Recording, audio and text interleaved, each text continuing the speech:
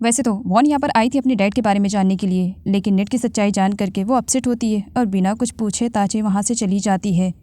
जब von upset थी तब क्रिट उसे संभालने की कोशिश कर रहा था, जिस पर वॉन उससे कहती है क्या कुछ टाइम के लिए क्रिट उसे अकेला छोड़ सकता है। वो अकेले रहना चाहती है और आगे वो अपने डैड की फ़ोटो को ले करके बहुत रोती है। उसका कहना यही था कि अगर नेट उस दिन ब्लाइंड डेट से भागा नहीं होता तो आज उन दोनों की लाइफ कितनी अच्छी होती, शायद वो दोनों एक दूसरे के हस्बैंड वाइफ होते। इधर नेट अपनी बड़ी बहन दाऊ को वॉन के बारे में बता देता है कि ये वही लड़की है जिससे ब्लाइंड डेट उसके डैड ने फिक्स की थी और वो छोड़ करके चला गया। दाऊ को यहाँ पर नेट वॉन और क्रिट की शादी के भी बारे में बताता है। दाऊ कहती है अब तुम क्या करोगे?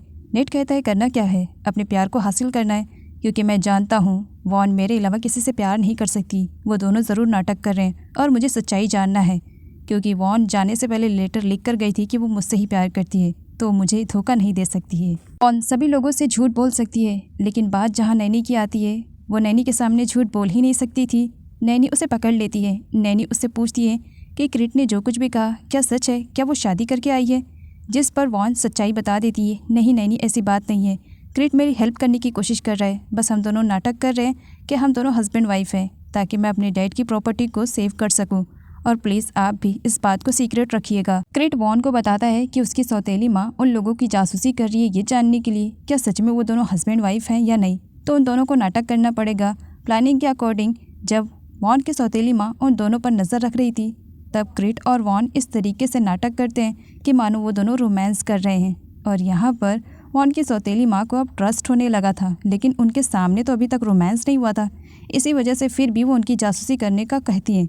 अब ये बात वॉन और क्रिट को मालूम पड़ जाती है, तब तो खुले आम वो लोग रोमांस का नाटक करने लगते हैं, जिसकी वजह से अब सौतेली माँ भी काफ़ी शाय फील करने लगती है कि रूम के बजाय ये लोग खुले आम डाइनिंग टेबल पर इस तरीके से रोमांस कर रहे हैं। क्रिट वॉन को जानू सोना हनी बेबी जो भी निकनेम से बुला सकता था वो बुलाता है और अपने हाथ से खाना खिलाता है, और रोमांस का लेवल तो तब हाई हो जाता है जब वो दोनों यहाँ पर किसका नाटक करने लगते हैं। मॉम इतनी ज़्यादा शाय फील करने लगती है कि बिना खाना खाए डाइनिंग टेबल से उठ जाती है, तो वहीं पर उनकी दूसरी वाली बेटी उन लोगों को बस देखे जा रही थी, उसे काफ़ी मज़ा आ रहा था।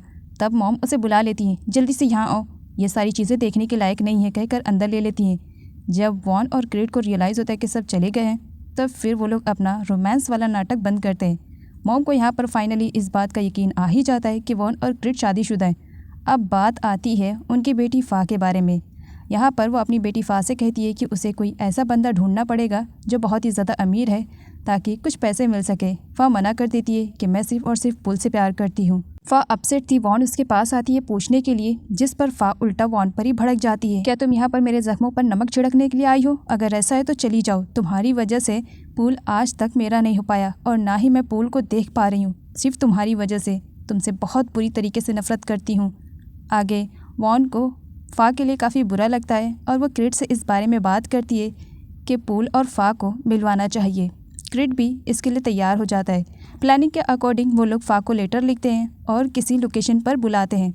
जब फ़ा वहाँ पर पहुँचती है तब पूल को देख करके वो बहुत ही ज़्यादा सरप्राइज़ हो जाती है। पूल और फ़ा को एक दूसरे से मिलाने का आइडिया वॉन और क्रिट का था। यहाँ पर फ़ा बहुत ही ज़्यादा खुश होती है कि काफ़ी टाइम के बाद फाइनली वो अपने प्यार पूल से मिली। पूल फ़ा को यहाँ पर इस बात का यकीन दिलाता है कि फ्यूचर में फ़ा ही उसकी ब्राइडल बनेगी। तभी वहाँ पर वॉन और क्रिट आते हैं और फ़ा को मालूम पड़ता है कि ये सब कुछ वॉन और क्रिट की वजह से हुआ है। पूल के ऊपर कर्ज का बोझ था, इसी वजह से फ़ा की मॉम इस रिश्ते से खुश नहीं थी। तब क्रिट यहाँ पर पूल की हेल्प करता है। पूल अपने सासू माँ के घर पर जाता है जहाँ पर वो फ़ा के रिश्ते के बारे में बात करता है, जिस पर उसकी मदर इन लॉ तो रिजेक्ट कर देती हैं कि तुम्हारे पास कुछ भी नहीं है और तुम मेरी बेटी का हाथ मांगने के लिए आए हो। जिस पर पूल कहता है कि ये देखो, और पैसों से भरा हुआ बैग उनके पास दे देता है और साथ ही इस बात के लिए वार्निंग करता है कि फ़ा को वो अब परेशान नहीं करेंगी किसी और से शादी करने के लिए। फ़ा उनके पास सिर्फ और सिर्फ पूल की अमानत बनकर है, जल्दी वो उससे शादी करके उसे वहाँ से लेकर के चला जाएगा। आगे पूल और फ़ा दोनों ही वॉन और क्रिट को थैंक्स बोल रहे थे उनकी हेल्प करने के लिए, क्योंकि पूल के पास जो पैसे आए थे वो सब कुछ क्रिट ने दिया था। अब यहाँ पर फ़ा इस बात का एहसान मानते हुए वॉन से कहती है कि फ्यूचर में कभी भी अगर उसे फ़ा की हेल्प की ज़रूरत पड़ेगी तो वो ज़रूर करेगी। फ़ा उस बंदे को ढूंढने के लिए एक ऐसे मार्केट वाले एरिया में जाती है जहाँ पर लड़कियों का जाना खतरे से खाली नहीं रहता है, लेकिन क्रीट उसके साथ था। इसी वजह से वॉन आराम से वहाँ पर चली जाती है उस बंदे को तलाश करने के लिए जिसके थ्रू उसके डैड के बारे में सब कुछ मालूम किया जा सकता था। वहाँ पर जाने के बाद उसको मालूम पड़ता है कि जिस बंदे की तलाश में वो यहाँ पर आई है वो तो आया ही नहीं है। वॉन अपनी सौतेली माँ को अपने डैड के मेडिसिन के पेपर्स को जलाते हुए देखती है, जिसकी वजह से उसे डाउट होता है। वॉन की सौतेली माँ के पास एक लेटर आता है। उस लेटर को पढ़ने के बाद वो फ़ौरन भागी भागी हॉस्पिटल जाती है। एंड यहाँ पर दिखाया जाता है वॉन की सौतेली माँ ही ने जाई की हेल्प की है और जाई के डैड का ट्रीटमेंट का पूरा खर्च वही उठा रही है। जाई वॉन की सौतेली माँ को थैंक्स बोलती है कि बुरे वक्त में फाइनली वो उन लोगों के काम तो आई। पास्ट का फ्लैशबैक दिखाया जाता है। वॉन की सौतेली माँ को जब मदद की ज़रूरत थी तब वहाँ पर जाई के डैड पहुँचते हैं और जाई के डैड ने उनकी हेल्प की थी। इसी हेल्प के बदले में आज वॉन की सौतेली माँ जाई के डैड का ट्रीटमेंट अच्छी तरीके से करवा रही है। पुलिस ऑफिसर विराट को इट की मर्डर केस के बारे में मालूम पड़ता है कि उसकी डेड बॉडी फ़िलहाल हॉस्पिटल में है। अब यहाँ पर ऑफिसर विराट को पूरा डाउट वॉन की सौतेली माँ पर जाता है। इसी वजह से इन्वेस्टिगेशन के लिए वो वॉन के घर पर पहुँचे हुए थे एंड यहाँ पर वो इट के मर्डर के बारे में बताते हैं। वॉन की सौतेली माँ खुद के पकड़े जाने की वजह से बहुत बुरी तरीके से डर गई थी। इसी वजह से उसकी ज़बान उसका साथ नहीं दे रही थी। बोल तो कुछ और रही थी लेकिन रिएक्ट किसी और चीज़ पर कर रही थी, जो कि ऑफिसर विराट ये सब कुछ नोटिस कर लेता है। ऑफिसर विराट, वॉन और किट एक साथ बैठ करके बातें कर रहे थे। ऑफिसर विराट का कहना था कि इट का मर्डर वॉन की सौतेली माँ ने करवाया है, लेकिन सबूत मेरे पास नहीं है। तो वहीं पर वॉन को भी डाउट होता है। वो बताती है कि उसके डैड के मेडिसिन के पेपर के साथ उसकी मॉम छेड़छाड़ कर रही थी और जला रही थी। वॉन को यहाँ पर डाउट होता है कि उसके डैड के मरने में कहीं उसके सौतेली माँ का तो हाथ नहीं है। प्रो अपने मॉम से पूछती है कि क्या इट का मर्डर सच में उन्होंने ही करवाया है, जिस पर वॉन की सौतेली माँ बता देती है कि हाँ मैंने करवाया है। प्रो डरने लगती है, जिस पर उसकी मॉम कहती है डरो मत, मैंने अपने खिलाफ कोई भी सबूत नहीं छोड़ा है, तो इसी वजह से पुलिस को कुछ भी नहीं मालूम पड़ेगा। आगे दिखाया जाता है क्रिट एक बार फिर से उसी मार्केट में आया था उस पर्सन को ढूंढने के लिए जिसकी तलाश वो काफ़ी टाइम से कर रहा है, लेकिन यहाँ पर आने के बाद भी वो पर्सन आज भी नहीं मिलता है। नेट वॉन के घर पर आता है वॉन से मिलने के लिए, जहाँ पर वो वॉन की फैमिली फ़ोटो देखता है और वॉन की फ़ोटो को टच ही कर रहा था, तभी वहाँ पर वॉन की सौतेली माँ आ जाती है और नेट से काफ़ी रूड तरीके से बात करती है। लेकिन जब मालूम पड़ता है कि वो प्रिंस है तब तो काफ़ी नॉर्मल तरीके से बात करने लगती है। पूछने पर नेट बताता है कि वो यहाँ पर वॉन से मिलने के लिए आया है, क्या वो वॉन को यहाँ पर बुला सकती है। जिस पर सौतेली माँ वॉन के पास जाती है और बताती है कि कोई नेट नाम का बंदा उससे मिलने के लिए आया है और इंतज़ार कर रहा है। वॉन काफ़ी सरप्राइज़ हो जाती है। मॉम कहती है क्या तुम दोनों के बीच में कुछ चल रहा है? तो वॉन कहती है कुछ भी तो नहीं चल रहा है, आपको ऐसा क्यों लग रहा है? इधर नेट वॉन के आने का इंतज़ार कर रहा था, लेकिन गलती से वो प्रो से टकरा जाता है। प्रो को जब यहाँ पर नेट की सच्चाई के बारे में पता चलता है कि वो बहुत अमीर फैमिली से बिलोंग करता है, इवन वो प्रिंस है, फिर क्या एक अमीर बंदे की तलाश तो वो कर ही रही थी और नेट को पा करके वो खुश हो जाती है और उसके साथ फ्लर्ट करने की कोशिश करती है। वॉन उन दोनों को एक साथ देखती है, उसे जेलेसी फील हो रही थी। तब नेट वॉन को जेलेसी और ज़्यादा फील करवाने के लिए वो प्रो से काफ़ी अच्छी तरीके से बात करने लगता है। वॉन गुस्से में बाहर चली जाती है। नेट उसे फॉलो करते हुए जाता है और वॉन को जेलेसी फील हो रही थी जब वो प्रो से बात कर रहा था। इस बारे में वो वॉन से कहता है। वॉन कहती है कि नेट जिससे भी बात करे वॉन को कोई भी फ़र्क नहीं पड़ रहा है।